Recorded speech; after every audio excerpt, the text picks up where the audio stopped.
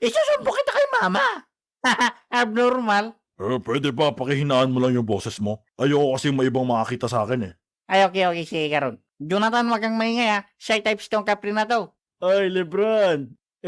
Gegi. Ha? Saan galing yung kasama mo? Supplier. Ano yung mabaho? Oo ano, saan galing yun? Iwan ko nga eh. Sa akin nata. Gegi. Pareho pala tayo. Wag mo kayo damay. Ako normal lang. Di naman naliligo ang mga kape. Sino nagsabi? Papa ko. Tabloid pala papa mo eh. Halimaw ka man o tao, dapat kang maligo. Ikaw din naman, di naliligo. Ibig sabihin, tanga din papa mo. Wala naman akong papa. Ay, sorry. Hindi, okay lang nakamoves on na ako. Pwede ba, pakitanggal na lang yung poster mo? Tapos lumayas na kayo dito, parang awan nyo na. Ay, tika lang. Bakit ganyan yung suot mo? Taong grasa ka ba? Ha? Ganito talaga mga suot ng mga kapre. Ganyan yung costume nyo? Ang pangit naman. Mas maganda pa yung nakita ko dun sa SM. Siya ulit naman ang costume mo.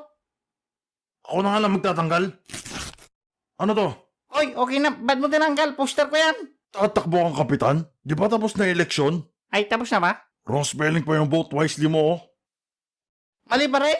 Sabi mo wag kang sumigaw. Ba't bang ingay mo? Ako maingay. Di mo pa nakikilala yung pinsan ko. Mas maingay yun. Max mo na yung Tito Jinsan. Teka lang kasi. Alam mo, pag ikaw di pa umalis, ililigaw ko kayo ng kasama mong adik. Ay, judgment ka. Gegi. Asset ka ba? Ano sinasabi mo? Ala, paano na yan? Bakit? Tapos na pala yung eleksyon. Yun na lang kasi yung pag-asa ko eh. Pag-asa saan? Para mapatunayan ko sarili ko sa tatay ng nililigawan ko. Papatunayan mo lang sarili mo? Tatakbo ka ng kapitan?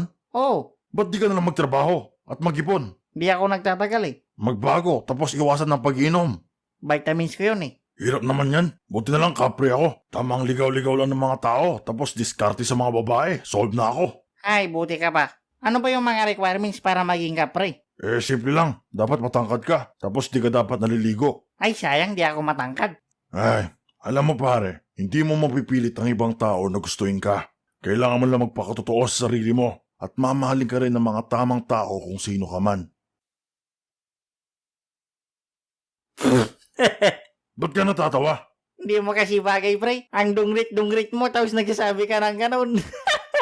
Okay na, Nabut. Nakakatawa, di ba, Jonathan? Jonathan? Oo, 5 gramo. Ang ganda ng sinabi ko, tapos tatawanan nyo lang? Sorry, pre. Maligo ka kasi, namit. Pero okay lang yan, at least matangkad ka. Ayaw nga, no? Nagbabasketball ka? Ayoko na, ililigaw ko na kayo. Nay, nasan na ako? Ikaw na naman? Hehe.